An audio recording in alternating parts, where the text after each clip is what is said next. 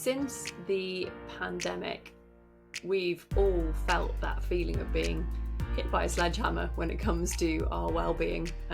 We've all felt maybe social anxiety, we've experienced loss through the pandemic.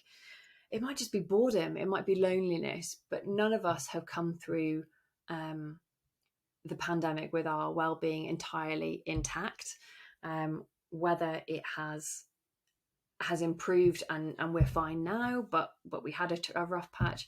We've all had an impact one way or another from the pandemic.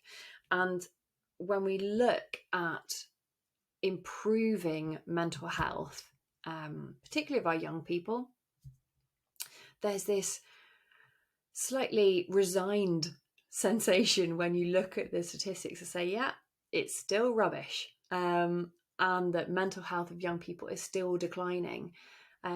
It's not working. And we've now gone through a period of time where we know that it will be even more stressed and even more at breaking point than ever before. So it's really important that this is the point where we draw the line in the sand and we move forward with a new and refreshed approach to mental health. When it comes to mental health awareness in schools, there has been for a really long time quite a vague approach to raising awareness. And while we all need to improve our awareness, we actually need to be able to do something with it. And a key part of that is looking at training and looking at having the confidence to move forward and take that awareness and turn it into plans and turn it into actions. So the first step of that is clearly understanding how poor mental health happens. Now, for some people, it is an inevitability, and that is a really horrible thing to accept, but that is a small pocket of people.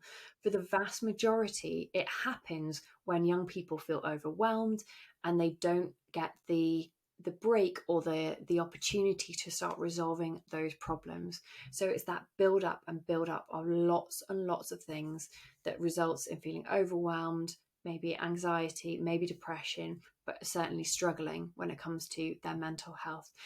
Firstly, we need to understand that and understand where schools and teachers can actually interrupt. And the point there is at that early stage when those problems are small and when schools are able to identify that someone is struggling, but not at the point of having a diagnosable mental health problem.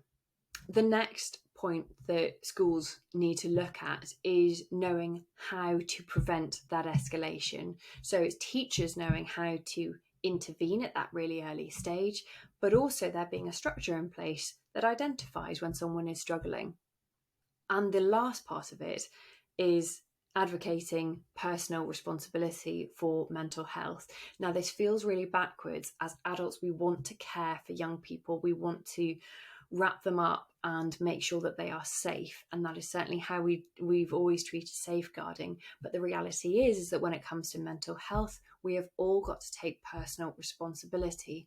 So our jobs as educators is to give the empowerment to our young people and make sure that they know and have the skills to talk about their mental health, to proactively have the confidence to go and take action when they feel it slipping, and to know who that they can turn to and know where they can get some support. So recognizing that personal responsibility and accountability is a very important part of caring for mental health is going to be the key ingredient that I feel has been missing from the mental health awareness that we've been doing so far.